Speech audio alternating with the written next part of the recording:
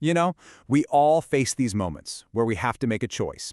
Do I jump in and take the lead, or is it better to just step back? Well, our word of the day, peremptory, actually gets right to the heart of that exact problem. So, peremptory is a tricky word because it has this two-sided personality. On one hand, it can be really decisive, an order that you have to follow right now. Think about a firefighter screaming, "Get out," during a fire. That's a good kind of peremptory. But on the other hand, it can mean you're just being arrogant and bossy, kind of like a manager who shuts down a great idea before even hearing it. And it's that razor-thin line between being an effective leader and, well, just being a jerk that we're going to dig into. And look, this isn't some high-level question just for CEOs or army generals. It's for every single one of us. You see it in team projects at work, in family talks about money, or even small stuff, like friends trying to figure out who's going to drive on a road trip. Getting this right, it's like having a superpower, but getting it wrong, that can really mess up relationships and honestly, just make everything worse. So, how do we know what to do? Okay, the first big idea to wrap your head around is that this decision, it's not really about you. It's not about grabbing the spotlight or proving you're the hero of the story. The whole framework we're about to walk through is based on one super practical idea: efficiency. What's the quickest, most effective way to get the best result for everyone? So here it is, a really simple 3-step checklist you can run through in your head. First, will what I'm about to do actually help? Second, is my help even wanted here? And third, are we all on the same page? Let's break each of those down. All right, step one is basically a reality check. Before you leap into action, you've got to ask yourself, honestly, am I the right person for this? Do I have the skills for this specific problem? For example, if the Wi-Fi at the office cuts out, are you the one who actually knows how the router works?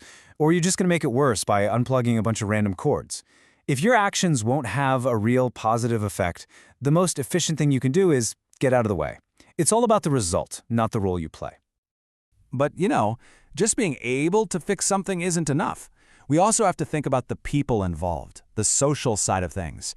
And this is where it can get a little more complicated. So, this next part is absolutely crucial. You have to read the room. Now, unless it's a genuine life or death emergency, you need to figure out if you're the person people actually want to be in charge. Imagine a group of friends making dinner. You might be an amazing cook, but tonight your friend is so excited to try out their new recipe. If you jump in and take over, even if you mean well, you're just going to undermine them. In that case, the most efficient path to a great meal and a happy friendship is to be the best sous chef they could ask for. Stepping back when you're not wanted isn't weakness, it's actually a really smart strategic move. And finally, the last piece of the puzzle. Even if you know you can help and you think people want your help, you still got to close the loop with some clear communication. Sometimes people push back on help just because they don't get what you're trying to do. So, instead of just grabbing your colleague's laptop and redoing their presentation slide, you could try saying, "Hey, I had trouble with the data point just like that once, and I found this kind of chart really made it click. Want to see?" Just taking that extra second to explain your why can make all the difference in the world. Now, let's be real for a second. Even with the best plan in the world, you're human. You are absolutely going to misread a situation at some point. You're going to step up when you should have held back. So, what do you do then? Because how you handle that mistake is every bit as important as how you made the decision in the first place. This quote is just so true, isn't it? Getting it wrong, it's gonna sting. It's an unexpected hit to your ego, and it's totally okay to feel that. But the real test is what you do next. It's about being resilient. It's about getting back up, not holding a grudge, but with a smile, ready for whatever comes next. After a mistake, you've really got two paths you can go down. There's the destructive path, where you get better, you dwell on it, and you let that bad vibe poison your future interactions.